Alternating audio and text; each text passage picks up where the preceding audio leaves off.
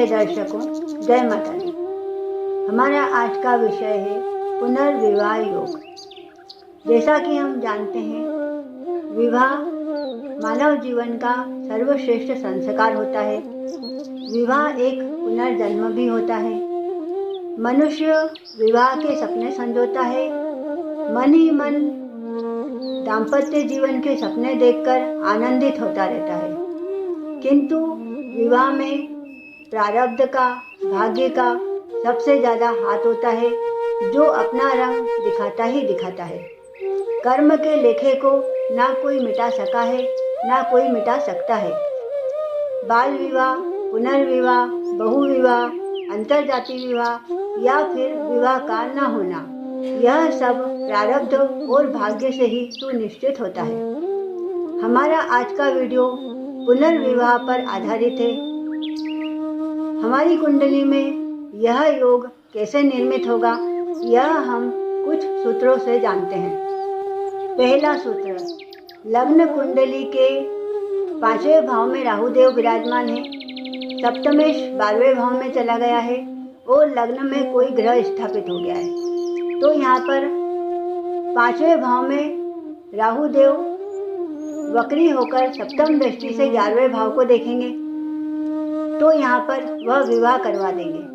विवाह के बाद सप्तमेश 12वें भाव में चला गया है।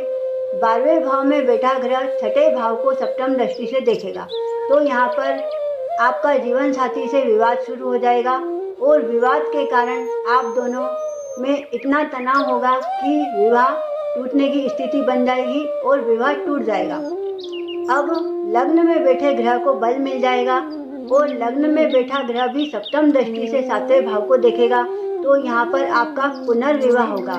लग्न में बैठने वाला ग्रह सप्तम दृष्टि से जीवन भर 7वें भाव को देखेगा, तो यहाँ पर आपका पुनर्विवाह जो होगा वह एक सफल विवाह हो जाएगा। दूसरा सूत्र है, यदि सप्तमेश 11वें भाव में वक्री होकर बैठ जाए, पंचमेश 8वें भाव में बैठ जाए, तो यहाँ पर 11वें भाव में बैठने वाला ग्रह सप्तम वक्रीय दृष्टि से 5वें भाव को देखेगा। अब यहाँ पर आपका प्रेम विवाह होगा। 5वें भाव का स्वामी 8वें भाव में है, तो 8वां भाव कष्ट का होता है, यानी कि आपका प्रेम विवाह कष्ट में बदल जाएगा और आपका विवाह टूटने की कगार पर पहुंच जाएगा और एक दिन टूट भी जाएगा।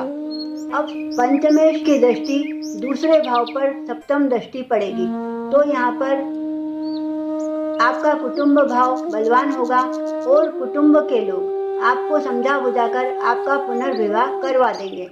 तीसरा सूत्र है, यदि 7वें भाव में सूर्य देव, शुक्र देव साथ में बैठे हों, अब ऐसे में दोनों में से कोई भी एक ग्रह यदि कमजोर है, वह विवाह तो कराएगा, किंतु विवाह के बाद जो कमजोर ग्रह है उसके कारण आपका विवाह टूट जाएगा और दूसरा ग्रह जो बलवान है वह आपका पुनर्विवाह करवा देगा, क्योंकि 7वें भाव में बैठने वाले ग्रह सप्तम दृष्टि से लग्न को देखेंगे।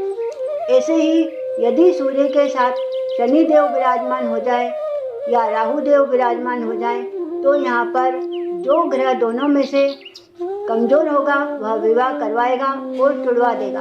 अब बलवान ग्रह पुनर्विवाह कराएगा और फिर आपका बाद में यह विवाह सफल विवाह बन जाएगा।